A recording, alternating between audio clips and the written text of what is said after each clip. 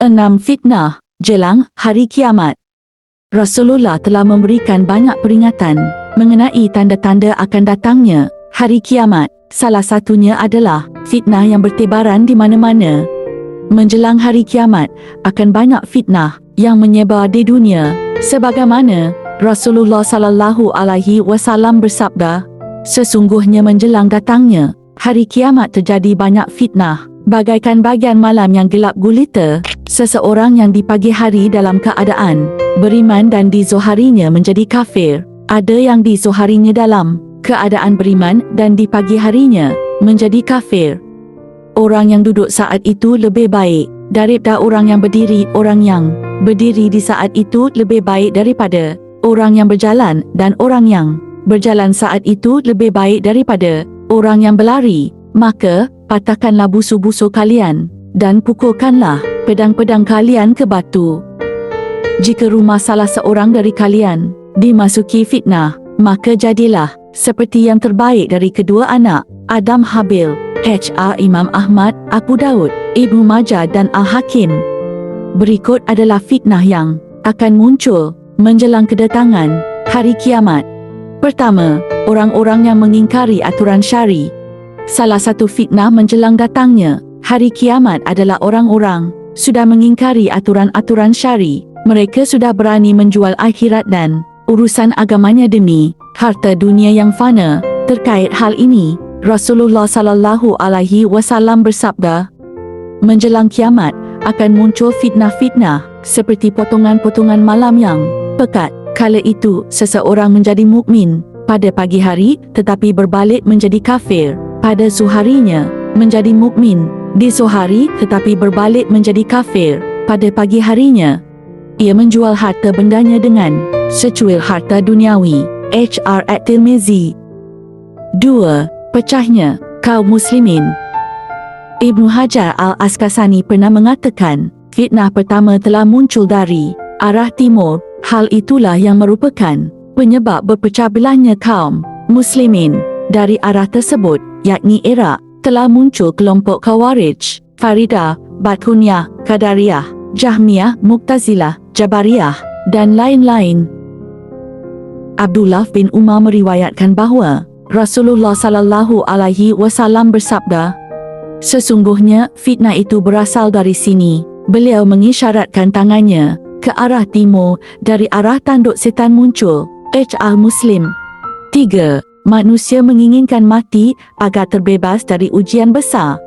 Fitnah lainnya adalah bisa terlihat dari jiwa manusia yang ingin mengakhiri hidupnya atas musibah atau ujian yang menimpa dirinya. Abu Hurairah meriwayatkan bahawa Rasulullah sallallahu alaihi wasallam bersabda, kiamat tidak akan datang sampai ada seorang laki-laki melewati kuburan seseorang.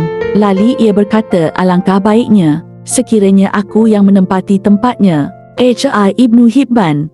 Dalam riwayat Muslim pun disebutkan, demi zat yang jiwaku berada dalam genggamannya, dunia tidak akan lenyap sampai seorang laki-laki yang melewati kuburan lalu ia berguling-guling di atasnya dan berkata, alangkah baiknya jika aku menempati tempat penghuni kubur ini. Ia berbuat demikian bukan kerana agama, melainkan kerana adanya musibah.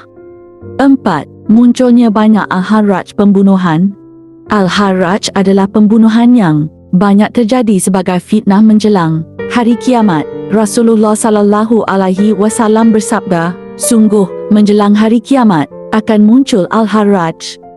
Para sahabat bertanya, apa itu Al-Harraj?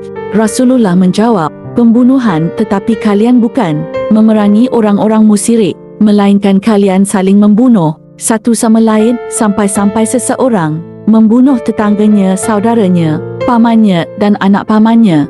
Para sahabat bertanya, apakah pada saat itu kami masih mempunyai akal sehat? Rasulullah menjawab, sesungguhnya akal seseorang pada zaman itu akan dicabut dan digantikan oleh manusia-manusia bodoh. Kebanyakan dari mereka itu benar, tetapi sebenarnya tidak.